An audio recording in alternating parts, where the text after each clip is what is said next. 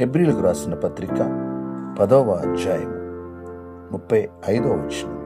ధైర్యమును విడిచిపెట్టకుడి, దానికి ప్రతిఫలముగా గొప్ప బహుమానము కలుగును.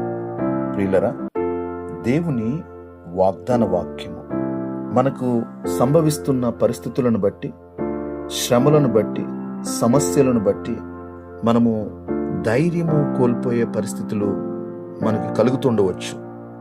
దావీదుకి ధైర్యము కోల్పోయిన పరిస్థితి ఏర్పడినప్పుడు తన దేవుడైన యెహోవాను బట్టి ధైర్యము తెచ్చుకొనెను అనే మాటను మనము చూస్తున్నాం.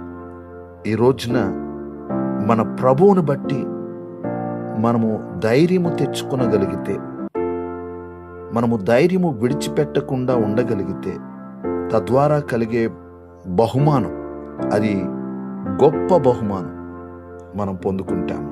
ప్రార్థన. సకల ఆశీర్వాదములకు కారణభూతుడా మా దేవా, మీకు వందనాలు, స్తోత్రాలు. మీ వాగ్దాన వాక్యమును బట్టి వందనాలు అయా.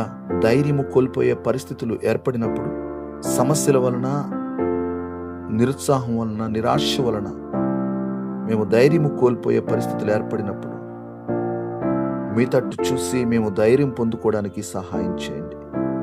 మీ కృపను అనుగ్రహించండి. మీ కనికరం మాకు కావాలి. మీ హస్తం మాకు తోడుగా ఉంచండి. మీరు మహిమ పొందండి. మీ నామమునికే మహిమ చెల్లిస్తున్నాం. ఈ వాగ్దాన వాక్యం విని ప్రార్థనలు ఏకీభవించిన ప్రతి ఒక్కరిని మీరు దీవించండి.